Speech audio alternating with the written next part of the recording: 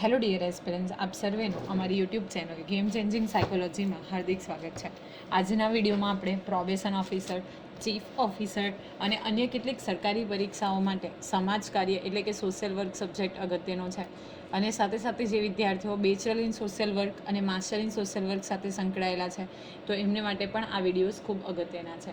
અને એ અંતર્ગત આપણે સામાજિક સુધારણા અને વ્યાવસાયિક સમાજ કાર્ય વિશે વાત કરી રહ્યા છે. તો અગાઉના વિડીયોમાં આપણે મહાત્મા ગાંધીજી સાથે સાથે સ્વામી વિવેકાનંદ જેવા સમાજ સુધારકોએ ભારતના ઇતિહાસમાં અને ખાસ કરીને આપણે વાત કરીએ તો સમાજ સુધારણામાં કઈ રીતે ફાળો આપ્યો હતો એ વિશેની વિસ્તૃત ચર્ચા કરી હતી. તો તમે અગાઉના વિડીયો જોયા ન હોય તો પ્લેલિસ્ટમાં જઈને એ વિડીયોઝ ચેક કરી લેશો. હવે આજના વિડીયોમાં આપણે અગાઉના કેટલાક સમાજ સુધારકો છે એની વિશે વાત કરવાના છે અને સાથે સાથે અગાઉની પરીક્ષામાં જે પૂછાયેલા MCQs છે તો એની પણ આપણે ડિસ્કશન ચર્ચા કરવાના છે.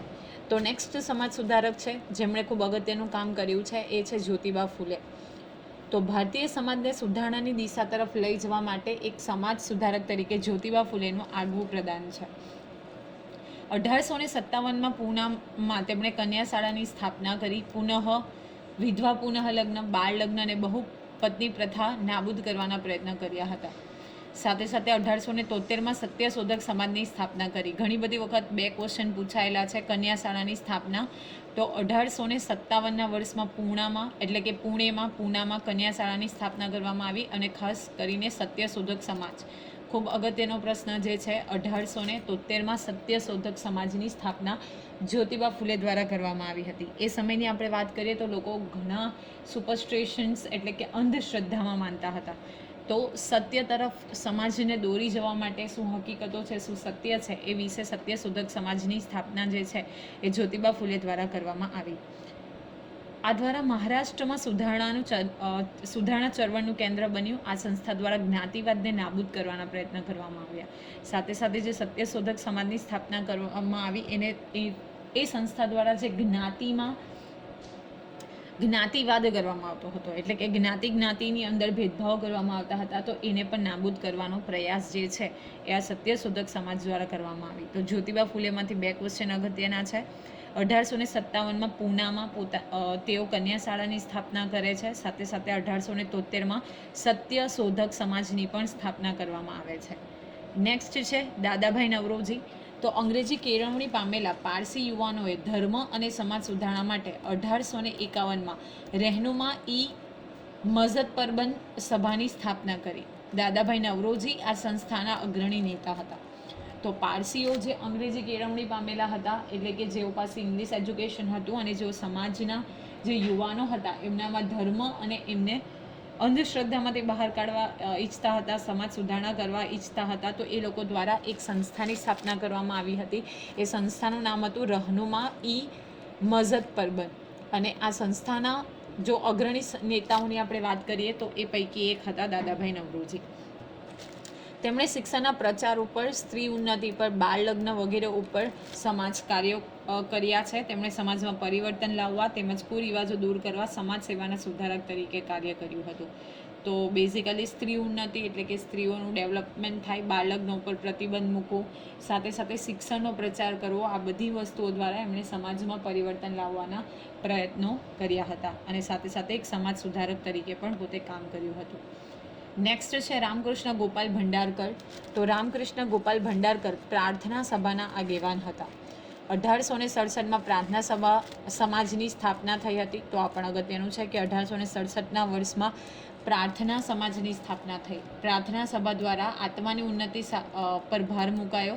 તેઓએ મૂર્તિ પૂજાનો વિરોધ કર્યો અને અંતઃકરણની શુદ્ધિ દ્વારા સમાજ સુધારણાથી સામાજિક સુધારણા શક્ય બનશે તેમજ સમાજ સુધારણા માટે કુરિવાજો જળમૂળથી કાઢી નાખવા માટે હિમાયત કરી. તો એ પોતે આત્માની ઉન્નતિ ઉપર એટલે કે સેલ્ફ જે સોલ છે એને પ્યોર કરવા ઉપર પોતે ભાર મૂકે છે. સાથે સાથે તેઓ મૂર્તિ પૂજાનો વિરોધ કરે છે. અને પોતે એવું માને છે કે જો અંતઃકરણની શુદ્ધિ કરવામાં આવે એટલે કે વ્યક્તિ જો આંતરમનથી પવિત્ર બને તો ઓફકોર્સ સમાજ સુધારણા પણ થઈ શકે છે. અને પોતે સમાજ સુધારણા માટે જે કુરિવાજો હતા, વાઇસીસ હતા, તો એને જળમૂળથી કાઢી નાખવા માટે હિમાયત કરે છે. નેક્સ્ટ છે દયાનંદ સરસ્વતી, ખૂબ અગત્યનું છે. તો તેમનું મૂળ નામ મૂળ શંકર હતું. ઘણી બધી વખત આ ક્વેશ્ચન પૂછાયેલો છે કે દયાનંદ સરસ્વતીનું મૂળ નામ શું હતું, તો મૂળ શંકર એમનું મૂળ નામ હતું.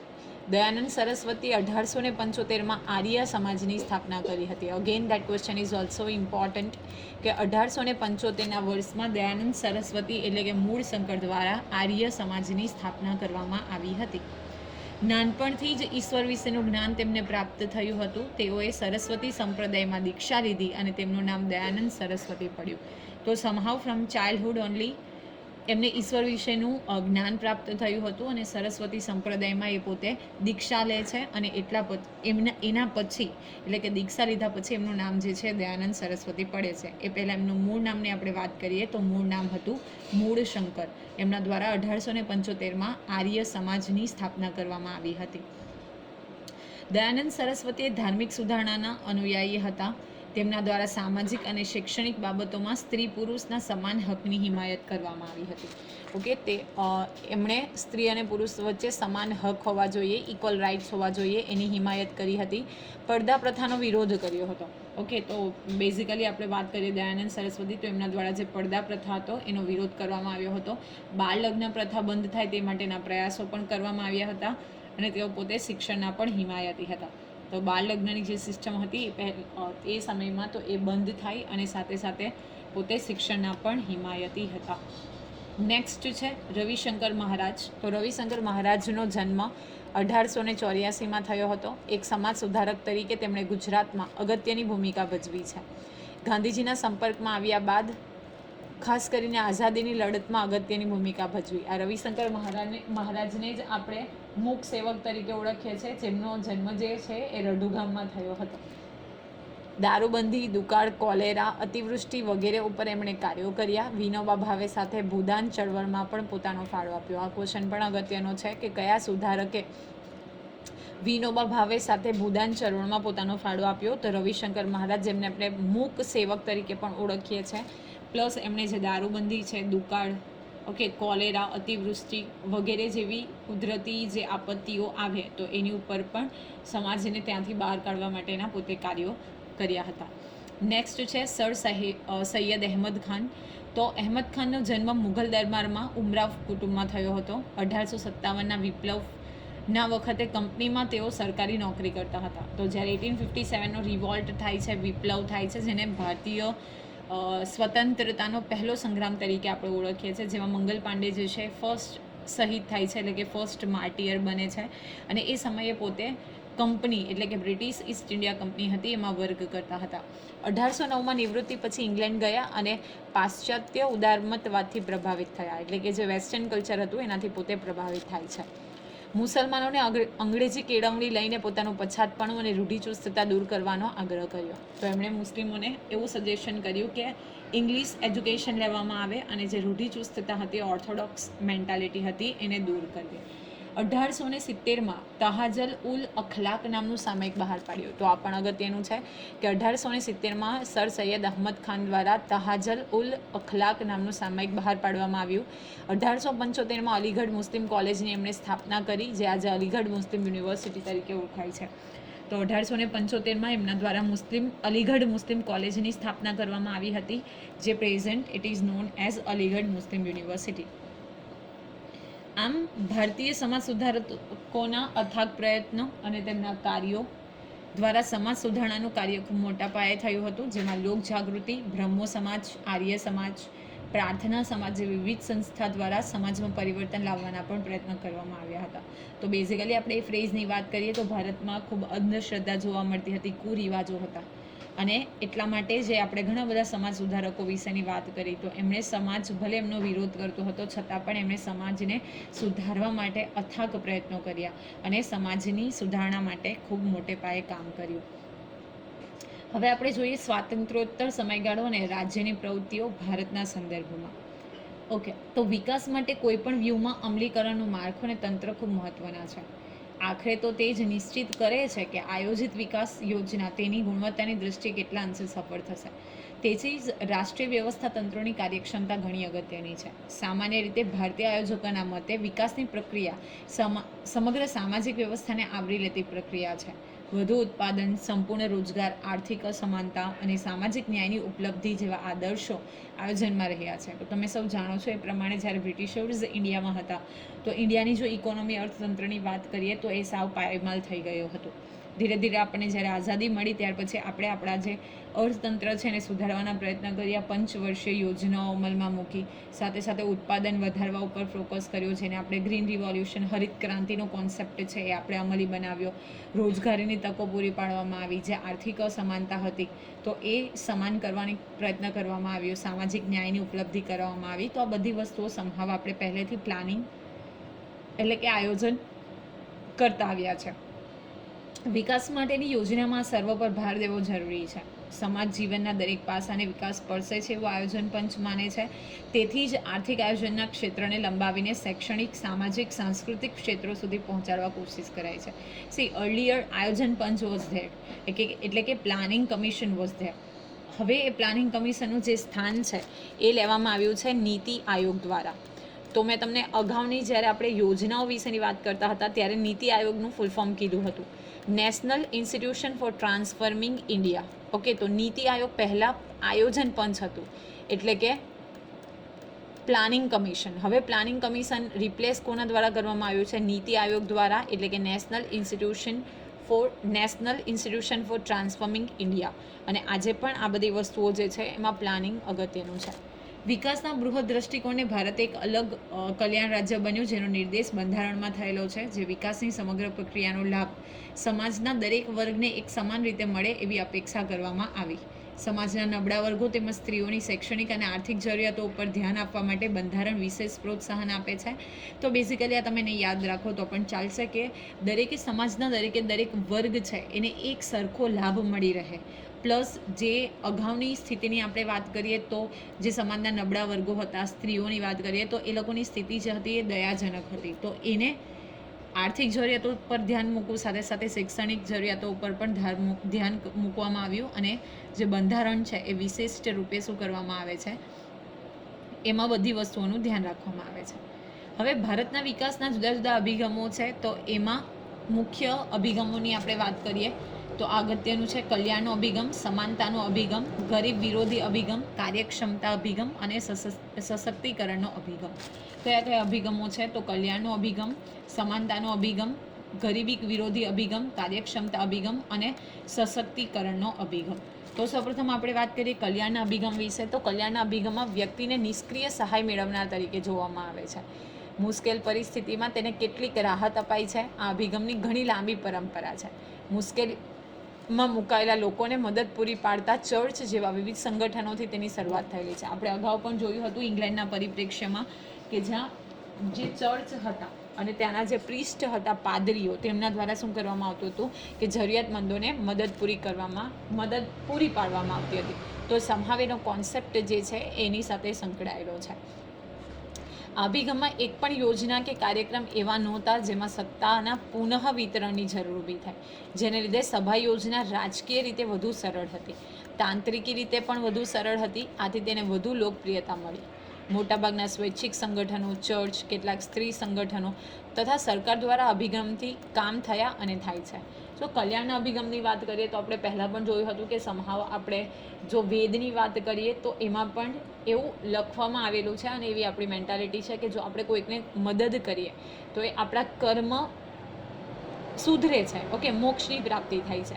તો એ સમયથી જ આપણે વાત કરીએ તો કેટલાક સ્વૈચ્છિક સંગઠનો છે, એટલે કે NGOs છે, ચર્ચ છે, તો એ પહેલેથી જ આ અભિગમમાં માને છે, કલ્યાણ અભિગમમાં, અને લોકોને મદદ કરતા આવ્યા છે. આ અભિગમની મોટી આલોચના એ છે કે તે ઉપરથી લાદેલો ટોપ ડાઉન અભિગમ છે. ઓકે, તો આને યાદ રાખશો તો પણ ચાલશે. આપણે અગાઉ પણ ડિસ્કશન કર્યું હતું કે આ જ અભિગમ એવું માને છે કે ગરીબોને આપણે વધુ ગરીબો બનાવીએ છીએ, એમને કોઈ પણ પ્રકારનું કામ કરવા દેતા નથી, કારણ કે they directly get the help from this kind of people.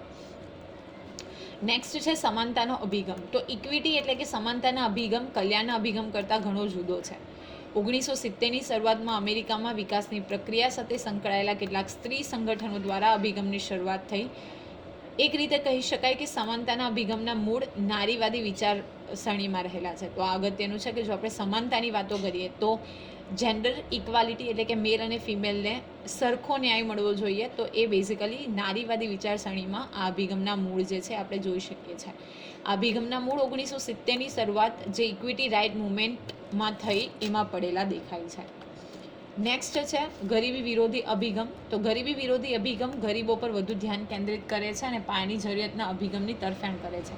આ અભિગમમાં સમસ્યાને ગરીબી સાથે જોડીને જોવામાં આવે છે. ઓકે, જે ગરીબો છે તો એમને જે પાયાની જરૂરિયાતો છે એટલે કે બેઝિક નેસેસિટી છે એ એમને મળી રહે એ બાબતે આ જે અભિગમ છે એ ધ્યાન કેન્દ્રિત કરે છે. નેક્સ્ટ છે કાર્યક્ષમતા અભિગમ. તો કાર્યક્ષમતા અભિગમ 1980ની કટોકટી વખતે ઉદ્ભવેલો છે. ખોરાક, પાણી, વીજળીની જે કટોકટી ઊભી થઈ તેને લીધે સરકારી ખર્ચમાં મોટો કાપ આવ્યો.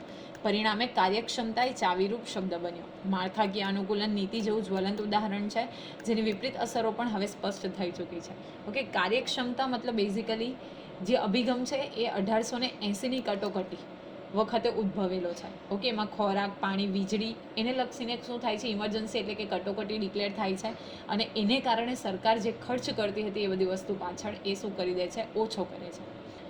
નેક્સ્ટ છે સશક્તિકરણ અભિગમ. તો સશક્તિકરણ અભિગમના મૂળ પણ નારીવાદી વિચારોમાં દેખાય છે. નબળા વર્ગોની સશક્તિકરણની વાત આમાં થઈ છે અને 4 બાબતોને એમાં અગત્યની માનવામાં આવે છે, જેમાં પહેલું છે આંતરિક શક્તિનો વિકાસ કરવો અને જીવનનો સામનો કરવાનો આત્મવિશ્વાસ ઊભો કરવો. સૌપ્રથમ તો આપણી જે ઇનર સ્ટ્રેન્થ છે એને ડેવલપ કરવી અને જીવનમાં જે કોઈ પરિસ્થિતિઓ આવે, ઓકે, તો એ બધી વસ્તુઓનો સામનો કરવા માટે એક આત્મવિશ્વાસ ઊભો કરવો, એક કોન્ફિડન્સ જે છે એ ગેઇન કરવો.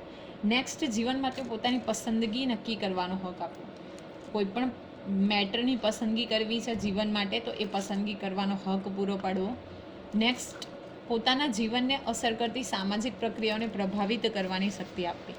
જે વસ્તુઓ પોતાના જીવનને ઇફેક્ટ કરે છે, અસર કરે છે, તો એને અસર કરતી જેટલી પણ સામાજિક પ્રક્રિયાઓ છે તો એને પ્રભાવિત કરવાની શક્તિ આપવી. સામાજિક પરિવર્તનની દિશાને પ્રભાવિત કરવી. ઓકે, સામાજિક પરિવર્તન જે થાય છે તો એને પણ બેઝિકલી પ્રભાવિત કરવી. તો સરકારે સમયાંતરે વિવિધ અભિગમો અનુસરીને પંચવર્ષીય યોજનાઓ બનાવી. 10 પંચવર્ષીય યોજનાઓ થઈ અને તેમાં વિકાસ અને કલ્યાણના અનેક કાર્યો થયા. મેં તમને હમણાં જ કીધું કે બેઝિકલી સરકારે આઝાદી મળી ત્યાર પછી પંચવર્ષીય યોજનાઓ અમલમાં મૂકી હતી, એટલે કે પ્લાનિંગ કમિશન, જેમાં અલગ અલગ વર્ષમાં અલગ અલગ વસ્તુ પર ફોકસ કરીને એ વસ્તુ ગેઇન કરવા માટેનો જે પ્રયત્ન છે એ કરવામાં આવ્યો. અને આપણે એવું કહી શકીએ કે આ બધા જે પગલાં લેવામાં આવ્યા એ ઉપચારાત્મક પગલાં હતા. પ્લસ એને કારણે આપણે વિકાસની પ્રક્રિયા પણ કરી શક્યા, સાથે સાથે સશક્તિકરણની દિશા તરફ પણ જવા આપણે હાલમાં પણ પ્રયત્ન કરી રહ્યા છીએ.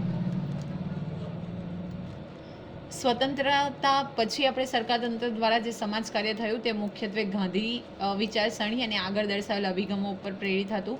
અને સ્વતંત્રતા મળ્યા પછી એમાં બેઝિકલી ઢીલાસ આવી ગઈ હતી અને સ્વૈચ્છિક સંગઠનો દ્વારા મોટા પાયે જે છે સમાજ કાર્ય કરવામાં આવ્યું હતું.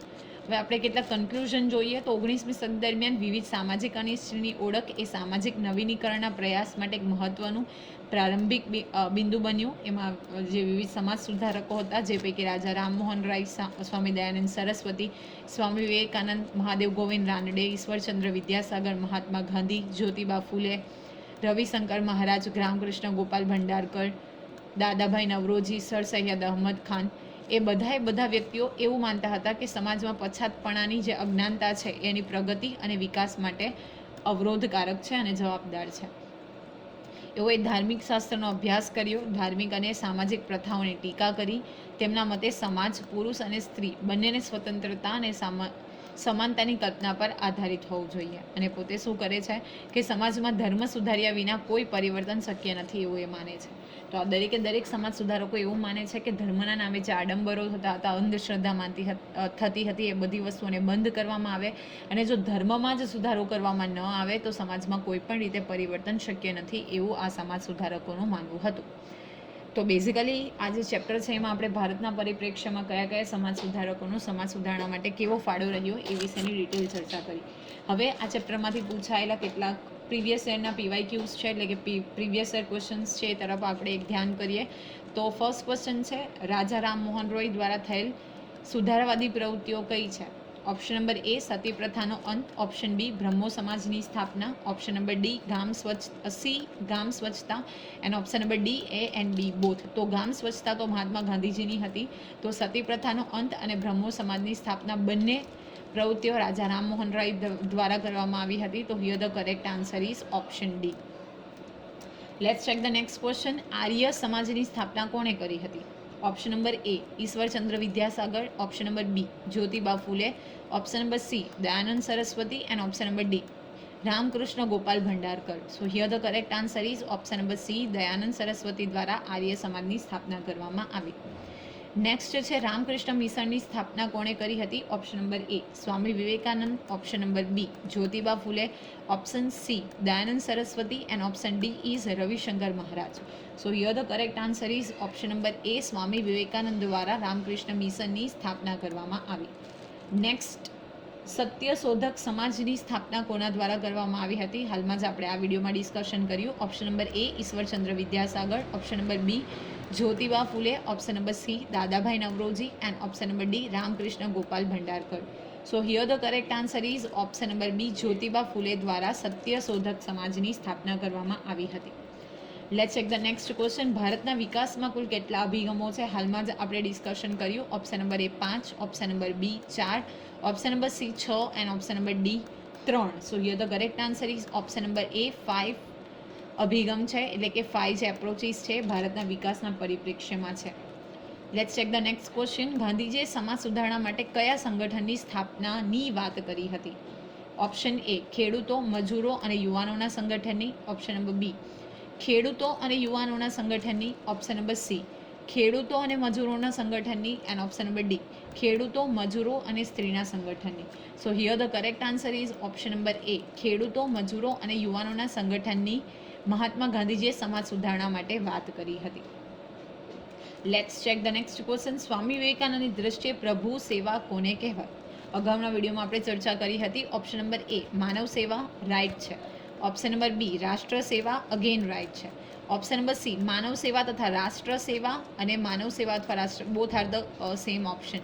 તો સમાજ સેવા અને રાષ્ટ્ર સેવા બંને આન્સર આવશે. So here the correct option is option number C માનવ સેવા.